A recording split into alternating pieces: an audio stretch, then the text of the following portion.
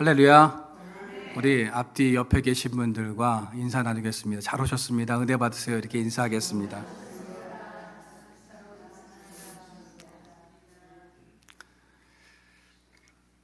여러분, 공동체 하면 어떤 것이 떠오르십니까? 공동체 하면 여러 가지 많은 것들이 아마 떠오르실 텐데요. 저는 공동체 하면 두 가지가 떠오릅니다. 하나는 가정 공동체가 떠오르고요. 또 하나는 교회 공동체가 떠오릅니다. 창세기에 보면 하나님께서 최초로 만드신 것이 무엇입니까? 가정이었습니다. 가정 공동체였다는 거죠.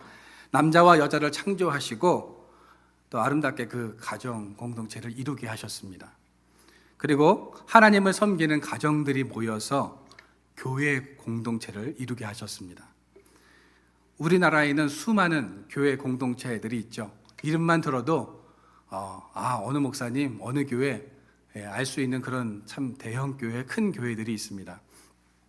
사랑의 교회, 또 우리 교회, 우리들 교회, 온누리 교회, 정동교회, 순복음교회 등등 참 유명한 교회들이 참 많고 이 교회들은 많은 사역들을 감당하고 있습니다. 그 중에서 참 의미 있는 사역을 하는 교회 공동체 두 곳이 있어서 잠깐 여러분들에게 소개를 해드릴까 합니다. 하나는 주사랑 공동체이고 또 다른 하나는 다일 공동체입니다. 아마 여러분들 들어보셨을 수도 있는데요. 주사랑 공동체는 부모의 피치 못할 사정 또는 아기의 장애 등의 이유로 아기를 키우지 못하게 된 부모들이 이 아기들을 베이비박스에 두고 간이 아기들의 생명을 지키는 사역을 하는 교회가 바로 이 주사랑 공동체입니다. 주사랑 공동체는 2022년 한 해 동안 2041명의 소중한 아이들의 생명을 구했고요. 1542명의 친부모를 만나서 위로하고 상담하는 이런 사역을 했다고 합니다. 그리고 아기 친부모를 만나서 상담과 권유로 268명의 아기들이 친부모와 함께 살 수 있도록 도움을 주었다라고 하죠. 지금은 유기된 아기들을 구하는 일뿐만 아니라 미혼모를 지원하는 사업도 활발히 진행하고 있다고 합니다.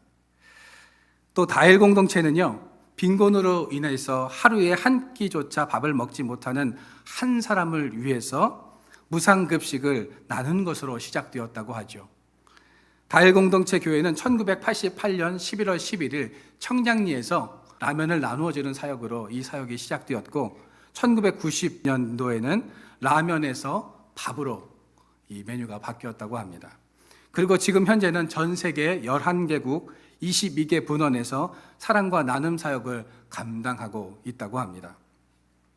매일 7,000명 이상의 사람들에게 밥을 나누어 주고 있고 의료 혜택을 받지 못하는 사람들에게 무료 병원을 운영하고 있으며 전 세계 빈민촌에서 참사랑의 나눔과 섬김을 실천하고 있는 교회가 바로 이 다일 공동체입니다.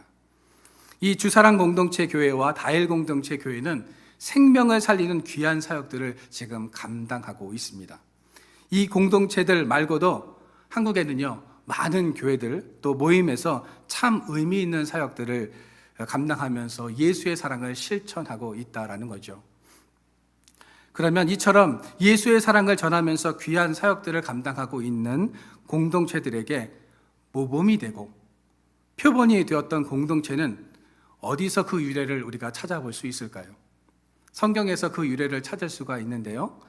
성경에서 그 공동체의 예를 찾아보면 첫째는 아둘람 공동체였고 둘째는 초대교회 공동체였다라는 겁니다. 그렇다면 이 아둘람 공동체와 초대교회 공동체는 어떤 공동체였는지 그 특징들을 우리가 알아보면서 같이 은혜를 나누고자 합니다. 먼저 아둘람 공동체의 특징 첫 번째는요, 환난당한 사람들과 함께 마음을 나누는 열린 공동체였습니다. 아둘람 굴은 다윗이 도망한 가드성에서 남동쪽으로 약 14km 떨어져 있었고 유다와 베들레헴 사이에 위치해 있었습니다. 우리 사진을 좀 하나 보여주시겠어요? 저 위에 베들레헴이 보이시죠? 저 밑에가 유다가 보입니다. 아둘람 굴은 저 베들레헴과 유다 사이에 위치해 있다라는 거죠. 즉 다시 말해서 이스라엘과 블레셋 영토의 중간에 위치해 있어서 사울의 영향력이 잘 미치지 않는 광야였다라는 겁니다. 아둘람은요, 피난처, 은신처라는 그런 뜻을 가지고 있습니다. 다윗은 사울의 폭정이 가족에게도 미칠 것을 걱정해서 자신의 가족들을 이 아둘람으로 피신시킵니다. 이 과정에서 다윗을 추종하는 사람들 일부에게 그 소식이 전해졌고, 그래서 그 가족들과 함께 사울의 폭정을 이기지 못해서 도망 나온 사람들이 400명가량이 이 다윗이 있는 이곳 아둘람 굴로 모이게 됩니다. 처음 아둘람 굴에 도착한 다윗은요, 그 주변의 황량함 때문에 마음이 무너졌습니다. 다윗은 아둘람 굴 속에서 절망하고 한심을 내쉬면서 살았습니다. 그런데 그곳에 소외된 사람들이 모여들었다라는 거죠. 가진 것 있고 능력 있는 사람들이 모였으면 참 다윗의 입장에서는 힘이 되고 참 좋았을 텐데, 그런 사람들은 오지 않고 환난당한 자, 빚진 자, 마음이 원통한 자들이 이 아둘람 동굴에 모여들었다라는 겁니다. 그런데 참 신기한 것은 소외된 사람들이 모인 이 아둘람 공동체에 분란이나 다툼이 없었다라는 거죠. 무언가를 많이 가지고 살던 이스라엘 진영에서는 서로 다투고 싸우고 아웅다웅하면서 질투하면서 힘들게 살았는데, 광야와 같은 이 아둘람 공동체에서는 분란도 없었고 다툼도 없었다라는 겁니다.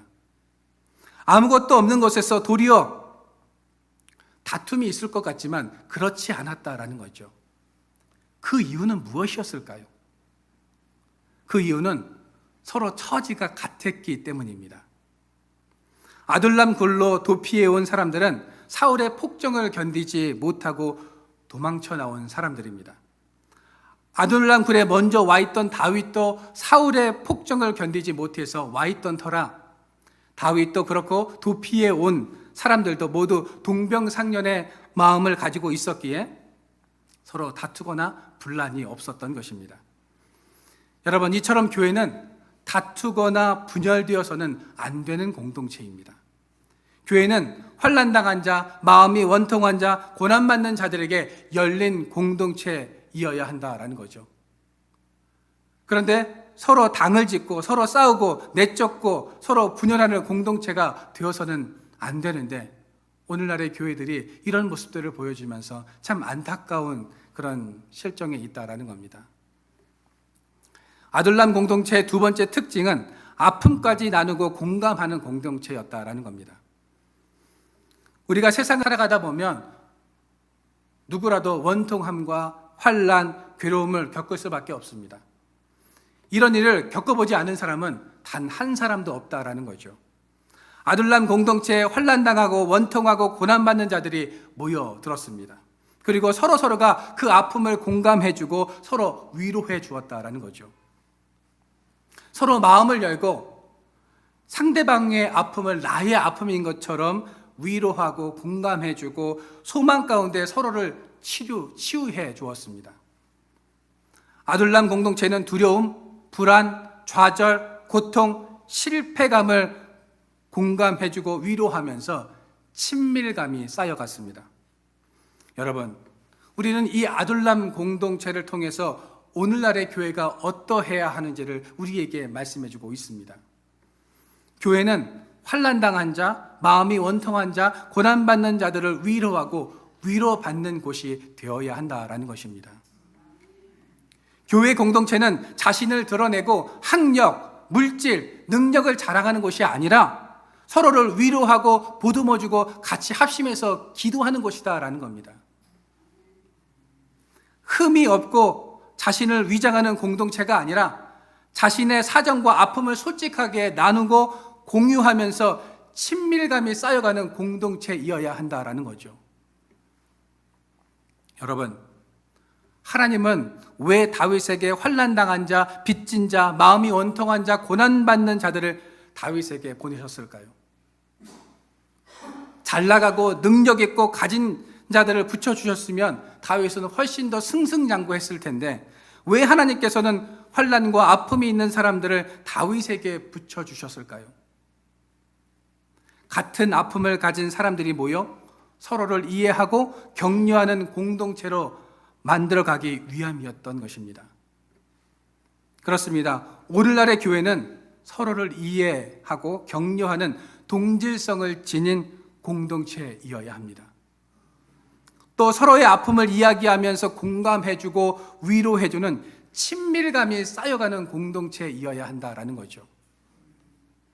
여러분, 바라기는 누군가를 정죄하고 분열시키고 쫓아내고 아픔을 주는 교회가 아니라 마음의 문을 열고 서로 공감해주고 위로해줌으로써 친밀감이 쌓여가는 우리 한국교회, 우리 올리브나무교회가 되어지기를 주님의 이름으로 축원드립니다. 세 번째 특징은 하나님의 비전을 통해서 세상을 치유하는 공동체였다라는 겁니다. 사울은 이미 하나님의 임재가 떠난 사람이었습니다. 그러한 사울의 통치 하에 있던 백성들의 고통은 어찌 보면 당연합니다. 그곳에는 정의도 공의도 사랑도 없습니다. 무엇보다 하나님이 계시지 않았습니다. 그래서 환난당하고 빚지고 마음이 원통하고 고난받는 자들이 생겨날 수밖에 없었다라는 거죠. 여러분, 환난당하고 빚지고 마음이 원통하고 고난받는 자들이 왜 다윗을 찾아왔을까요? 다윗이 지금 쫓기고 있는 것을 그들도 알고 있었습니다. 지금 사울의 눈밖에 나서 가진 것 아무것도 없고 도망자 신세라는 것을 그 400명들이 몰랐을까요? 그런데 왜 그들은 다윗을 찾아왔을까요? 하나님께서 다윗과 함께 하심을 그들이 보았기 때문입니다. 사울은 세상의 모든 것들을 다 가졌지만 하나님이 계시지 않았습니다. 그러나 다윗은 아무것도 가진 것이 없었지만 하나님과 함께 했다라는 거죠. 그래서 사람들은 하나님이 함께 하시는 이 다윗이 있는 이 아둘람 공동체로 찾아오게 된 것입니다. 다윗의 공동체에는 위로와 친밀감이 있었기 때문에 다윗에게로 찾아왔다라는 거죠. 또한 지금은 아무것도 없지만 분명 하나님께서 모든 것들을 회복시켜 주실 것을 그들은 알기에 믿기에 이 다윗에게 찾아왔던 것입니다.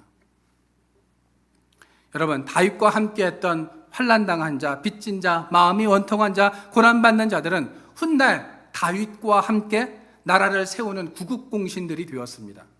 그리고 그들은 다윗의 왕궁이 든든히 세워가는데 초석이 되었습니다.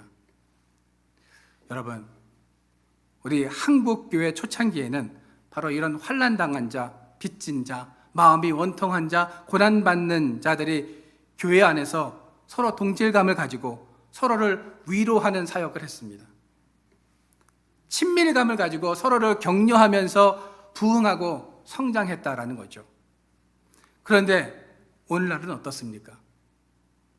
친밀감, 동질감은 없어졌습니다. 서로를 위로하며 격려하지 않고 있습니다. 나와 의견이 다르면 무조건 적으로 간주합니다. 그리고 무조건 밀어내죠. 짓밟으려고 합니다. 오늘날 교회 공동체의 이런 모습 때문에 환난당한 자, 빚진 자, 마음이 원통한 자, 고난받는 자들이 교회를 떠나고 교회에서 위로를 못 받으니까 세상으로 나갑니다. 다른 종교로 나갑니다. 미신과 이단에 빠지게 된다라는 거죠. 여러분, 우리나라에서 끈끈하기로 소문난 공동체 3곳이 있습니다. 어딘지 아십니까? 아마 들어보셨을 텐데요. 고려대학교 교우회, 해병대 전우회, 또 한 곳이 어디입니까? 호남 향우회, 이 3곳입니다. 이 공동체들은요, 한국의 인맥계에서 가장 결속력이 강하기 때문에 속칭 한국의 3대 마피아라고 불립니다. 얼마나 이 똘똘 잘 뭉치는지 이렇게 부르기도 합니다. 여러분, 교회가 이 3대 마피아가 되어서는 안 되겠지만 이들처럼 친밀감, 동질감, 결속력으로 똘똘 뭉쳐 있어야 한다라는 겁니다. 교회는 바로 이 친밀감과 동질감을 느낄 수 있는 곳이어야 한다라는 거죠. 서로를 위로하고 보듬어주고 그 눈물을 닦아주고 하는 그곳이 바로 교회여야 한다라는 겁니다. 여러분, 환난당한 자, 빚진 자, 마음이 원통한 자, 고난받는 자들이 쉼을 얻고 평안을 얻을 수 있는 곳이 바로 이 아둘람 동굴이었습니다. 바로 이 아둘람 공동체였다라는 거죠. 저는 바라기는 우리 교회가 바로 이런 아둘람 공동체와 같아지기를 소망합니다. 상처받고 아픔이 있는 사람들이 모였지만 그곳에서 그 아픔이 치유되고 회복되는 역사가 일어나기를 소망합니다. 비록 작은 교회이지만 나눔이 있고 서로를 위로하며 친밀감이 있는 교회가 되어지기를 바랍니다. 하나님의 임재하심이 보여지고 한 영혼을 사랑하는 교회 공동체와 또한 여러분들의 삶이 되어지기를 주님의 이름으로 축원드립니다. 구약시대를 대표하는 공동체가 아둘람 공동체였다면 신약을 대표하는 공동체는 바로 초대교회 공동체였습니다. 그렇다면 초대교회 공동체는 어떤 특징을 가지고 있을까요? 첫째는 역동적인 공동체였다는 겁니다. 우리는 사도행전을 가르쳐 성년행전이라고 이렇게 부릅니다. 사도행전은 사도들의 행적을 기록한 것이기도 하지만 사도들을 움직이신 분은 성령님이시기 때문에 우리는 사도행전을 성령행전이라고 부르기도 합니다. 사도행전의 주체는 성령님이죠. 사도행전은 성령으로 시작해서 성령으로 끝난다고 말해도 과언이 아닙니다. 주님은 승천하시기 직전에 제자들에게 성령이 임하실 때까지 예루살렘을 떠나지 말 것을 말씀하셨습니다. 제자들은 마가 다락방에 모여서 성령의 오심을 기다리며 순종했죠. 오늘 여러분들이 읽으셨던 본문 2절과 3절 말씀에 보시면 기다리던 성령이 마침내 임하게 됩니다. 우리 같이 한번 2절과 3절 말씀을 읽어볼까요? 시작.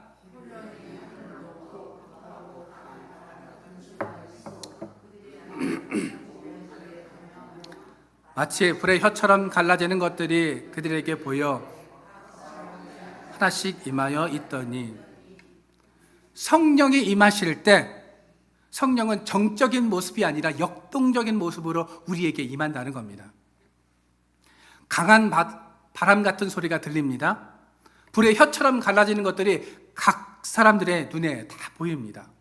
그리고 그 불이 각 사람 위에 임하는 것을 체험하게 되었다라는 겁니다. 여러분, 성령의 역사는 이처럼 역동적입니다. 소리가 들리고 눈에 보이고 성령을 체험하게 된다라는 거죠. 그 성령의 역동성을 체험한 120명의 이 공동체는 어떻게 달라졌습니까? 죽음을 두려워하지 않는 예수님의 말씀을 선포하는 그런 참 제자가 되었다라는 겁니다. 당시는 예수 믿는 사람들을 죽이고 핍박하기 위해서 눈에 불을 켜고 찾아다니는 사람들이 참 많았습니다. 제자들은 혹시라도 자신의 은신처가 발각될까 봐, 자신들이 들킬까 봐 조심해서 신중하게 기도하고 있었습니다. 어떤 사람들은 예루살렘을 떠나려고 했습니다. 그런데 예수님께서 예루살렘을 떠나지 말 것을, 성령이 오실 때까지 그곳에서 기도할 것을 말씀하셨기 때문에 하루하루 두려움에 떨면서 그곳에서 기도하고 있었다라는 거죠. 그런데 성령이 임하시자 그 성령을 체험한 제자들은요, 세계 각 나라 언어로 방언을 하기 시작합니다. 그리고 베드로는 거리에 나가서 복음을 선포합니다. 그리고 어떤 일이 일어났습니까? 베드로가 설교할 때 하루에 3,000명이 회개하는 역사가 일어났습니다. 그 다음에는 5,000명이 회개하는 역사가 일어났습니다. 그 다음에는 수많은 허다한 사람들이, 수를 셀 수 없는 사람들이 몰려와서 그 설교를 듣고 은혜를 받고 놀라운 역사들이 일어났다라는 거죠. 여러분, 이것은 무엇을 말하는 것일까요? 베드로의 이 놀라운 능력은 사람으로서 할 수 없는 일이라는 것입니다. 성령님께서 역사하여만 일어날 수 있는 일이다라는 거죠. 성령이 역사하는 공동체는 이처럼 활동적이고 생동감이 있고 활발하게 움직인다라는 겁니다. 여러분, 성령이 임하는 공동체는 확실한 증거가 나타나게 되어 있습니다. 그 확실한 증거가 보여질 때 공동체가 변화되고 사람들이 변화되게 되는 것입니다. 사랑의 교회 옥하는 목사님이 하루는 조영기 목사님을 찾아가서 상담을 하셨다고 합니다.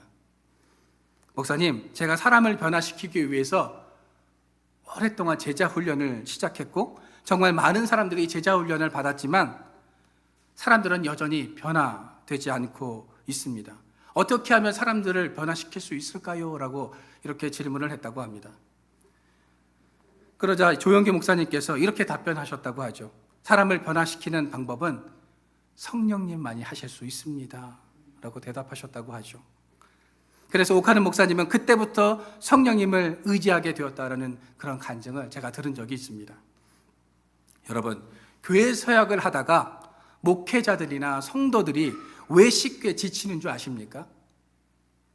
나의 열정, 나의 열심, 나의 능력으로 그 일을 감당하려고 하기 때문입니다. 인간의 힘으로 하면 힘은 들고 갈수록 점점 시들시들해지고 지칠 수밖에 없다라는 거죠. 그렇게 일하니까 쉽게 지칩니다. 예배 은혜와 감격이 사라집니다. 예배와 교회에서의 사역이 기쁨이 아니라 노동이 됩니다. 그러다가 결국 믿음을 잃어버리고 교회를 떠나게 된다라는 거죠. 열심히 일하다가 상처만 받게 된다라는 겁니다. 여러분, 우리는 성령님을 의지해야 합니다. 성령님을 체험하시기를 바랍니다. 너무 서두르거나 내가 하려고 하지 말고 조금 천천히 가면서 성령님이 일하실 수 있도록 우리는 기다려야 합니다. 그 성령의 역사가 일어나야 우리가 변화되고 교회 공동체가 바뀌게 되는 것입니다. 여러분, 우리 모두 오순절 마가 다락방에 내렸던 성령님을 사모하시기를 바랍니다. 그 성령께서 이끄시는 대로 모든 것들을 믿고 맡기는 인생을 살아가시기를 바랍니다. 그 성령님은 내 안에 들어오셔서 일하십니다. 내가 주 안에서 생동감 있고 역동성 있는 사역을 감당하게 하십니다. 오늘도 이 사실을 믿고 성령님을 사모하는 우리 모두가 되어지기를 주님의 이름으로 축원드립니다. 두 번째로, 성령이 이끄는 공동체는요, 자유롭습니다. 사람들이 모이는 공동체는요, 모든 것이 조직화됩니다. 조직화된다는 것은 계급식 서열이 존재하게 된다는 거죠. 그런데 초대교회는요, 직분이나 조직 중심으로 움직이는 교회가 아니었습니다. 사도행전의 교회를 움직이는 힘은 오직 성령님이었다라는 겁니다. 사도행전 교회 공동체의 중요한 핵심은 단 한 가지입니다. 성령을 받았는가입니다. 우리는 무엇을 하려고 하면 항상 조직을 먼저 만듭니다. 회장, 부회장, 조직들을 쫙 짜고요. 사업 계획을 작성해서 사람들을 얽어매고 부담을 주는 경향이 있습니다. 초대교회는 수만 명의 초대형 교회였지만 조직이 없었습니다. 고작 7집사를 세운 것이 전부였다라는 거죠. 그런데도 성령의 역사로 이 교회는 날마다 성장해 나갔습니다. 반대로 현대교회는 성령의 역사가 없어도 돌아갑니다. 조직화되어 있기 때문입니다. 여러분, 왜 이단이 절대로 망하지 않는 줄 아십니까? 이단이 망하지 않는 이유가 있습니다. 조직의 힘 때문입니다. 문선명이 죽고 위병원이 죽었어도 통일교 구원파가 사라지지 않는 것은 바로 이 조직의 힘 때문이다라는 거죠. 교주가 죽어도요, 조직의 힘이 단단하면 아무런 문제가 없습니다. 여러분, 교회도 조직이 단단하고 절대로 흔들림이 없어야 합니다. 그런데 문제는 성령의 역사는 없고 조직만 단단하다는 데 문제가 있다라는 거죠. 너무 조직이 단단하면 성령께서 역사하시지 못합니다. 예수님 당시에 유대교가 얼마나 율법적이고 제도화되었습니까? 얼마나 그 조직이 단단했습니까? 유대교 지도자들이 예수님을 그냥 놔둘 수 없었던 이유가 있었습니다. 그것이 무엇이냐면 그냥 놔뒀다가는 자신들의 조직과 이 제도가 무너지게 생겼기 때문에 예수님을 살려둘 수가 없었던 것입니다. 오늘날 성령이 역사하시지 않으면 교회는 점점 더 거대해지고 조직화되어 갈 뿐입니다. 오늘날 대형교회들이 다 그런 것은 아니지만 욕을 먹는 이유들이 있습니다. 기업화되고 대형화되고 상업화되어 가기 때문입니다. 그리고 교회가 경영학적으로 변해가고 있기 때문입니다. 제가 거쳐간 교회 중에 한 교회는 사역자들에게 경영학 책을 읽히고 수업을 듣게 했습니다. 목사들에게도 경영 마인드가 필요하다라는 그런 이유 때문에 경영학 책을 한 두세 권씩은 읽어야 했습니다. 여러분, 교회에서 중요한 것은 직분이나 제도도 중요하겠지만 그것보다 더 중요한 것은 성령을 받았느냐입니다. 우리의 직분과 나이가 어떻든 하나님의 관심은요, 오직 주의 영이 나에게 임했는가입니다. 하나님이 쓰시는 사람은 직분이나 능력이 있는 사람이 아니고 성령의 임재를 경험했는가, 강력한 믿음을 가지고 있는가입니다. 여러분, 성령의 임재를 경험하셨습니까? 강력한 믿음을 가지고 계십니까? 아멘. 초대교회 공동체는 오직 성령이 각 사람의 마음을 움직여서 스스로 자원함으로 교회를 섬기게 했습니다. 모든 물건을 서로 통용하고 소유를 팔아 가난한 사람들의 필요를 따라 나누어주는 이런 일이 일어났습니다. 강요에 의해서 물건을 내놓는 것이 아니라 성령이 역사하실 때 그들은 기쁜 마음으로 자신의 소유를 내어놓았다라는 거죠. 이것이 바로 성령의 역사하심입니다. 성령이 역사하실 때 나타나는 뚜렷한 특징은 자유함입니다. 자유로우면서도 질서 있게 모든 것들이 움직여진다라는 거죠. 그렇다고 조직이 없어져야 한다는 것은 아닙니다. 조직은 필요합니다. 그러나 그것이 조직화되어서는 안 된다라는 거죠. 조직화된 공동체는 결국 굳어져서 멸망의 길로 갈 수밖에 없게 되는 것입니다. 제가 예전에 도자기 굽는 곳에 가서 이 도자기를 만들어 본 적이 있습니다. 여러분, 도자기 그 흙이요, 아주 부드럽고 연합니다. 내가 만들고 싶은 모양을 자유롭게 어떤 모양으로든지 만들 수 있습니다. 왜요? 연하니까요. 부드러우니까요. 예전에 학생들과 함께 갔는데 어떤 친구는요, 호리병을 만들기도 하고요. 어떤 아이들은 물컵을 만들기도 하고요. 어떤 아이들은 그 도자기 흙으로 사발을 만들기도 하고, 부드러우니까 어떤 모양이든지 다 만들 수 있다는 겁니다. 그러나 이것이 한번 굳어지면 어떻습니까? 모양이 바뀌어지지가 않습니다. 만약에 그 모양을 바꾸려면 어떻게 해야 합니까? 깨어버려야 합니다. 조직화되어버린 조직은요, 다시 생동감이 있고 자유롭게 만드는 것이 쉽지 않다는 겁니다. 그러나 그 조직 위에 성령의 역사가 덧입혀질 때 그 공동체는 깨어지고 놀랍게 변화되는 것입니다. 바라기는 우리 올리브나무 교회가 성령의 능력으로 자유로우면서도 주 안에서 맡겨진 사역들을 잘 감당하는 그런 아름다운 교회가 되어지기를 축원합니다. 세 번째로, 성령이 이끄시는 공동체는요, 기쁨이 있습니다. 오늘 본문은 아니지만 사도행전 2장 46절 말씀을 우리가 같이 한번 읽어볼까요? 말씀을 같이 한번 읽어보겠습니다. 시작.